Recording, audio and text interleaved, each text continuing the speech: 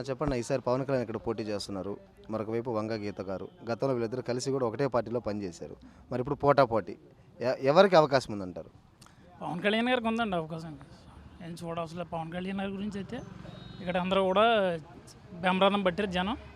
ఖచ్చితంగా ఆయన 1,00,000 ఓట్ల మెజారిటీతో నెగ్గుతాడని మేమందరూ ఆవిర్వతలు కష్టపడి ఆయన్ని గెలిపించడానికి సిద్ధంగా ఉన్నాం. ఏంటి అంత నమ్మకం పవన్ కళ్యాణ్ మీద? అతను నీతి నిజాయితీ గల నాయకుడు. అతను బాగా చిన్న కుటుంబం నుంచి వచ్చిన అతను కష్టం సుఖం తెలిసిన వ్యక్తి కాబట్టి, అతను నీతి నిజాయితీ నాయకుడు కాబట్టి మేమందరూ అతను నమ్ముతున్నాం.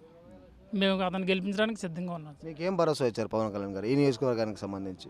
ఈ నియోజకవర్గానికి సంబంధించి డెవలప్ చేస్తానన్నారు. పిఠాపురం ఆదగోయి క్షేత్రం డెవలప్ చేస్తాను. తర్వాత పిఠాపురం అభివృద్ధి అంతా కూడా అతని వెదిగిదాలు కూడా ఇక్కడి నుంచే మనకి స్టార్టింగ్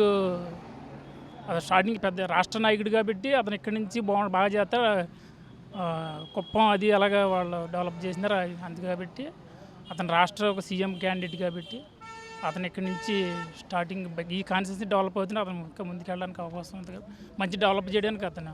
సో గెలిపేలాగూ పవన్ కళ్యాణ్ నుంచి మీరు గంటాపదంగా చెప్తున్నారు. మరి మెజారిటీ ఎంత ఉండొచ్చు?